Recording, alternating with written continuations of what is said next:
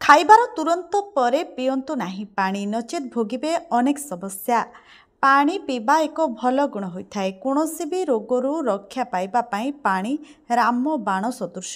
किंतु आपण कौन जानते खाइबा समय पानी पीवा केते हानिकारक होता है।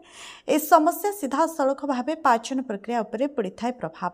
मन रखिबे जे खाइबार अध घंटे कि 1 घंटा पर्यंत पानी पीवा उचित नुहे। आयुर्वेद अनुसार खाईसारी पानी पीवा विष पीवा सह समान होता है।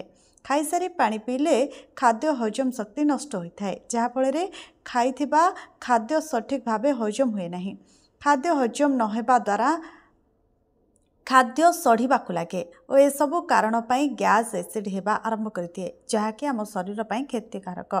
आयुर्वेद अनुसार खाई सारिबार पूरा 1 घंटा 2 घंटा व्यवधान रे पानी पीवा उचित एवं खाई सारिबार अध घंटा पूर्व पानी पी नेबा आवश्यक, कारण पानी पीवा परे खाइबा शरीर पर उचित नुहे।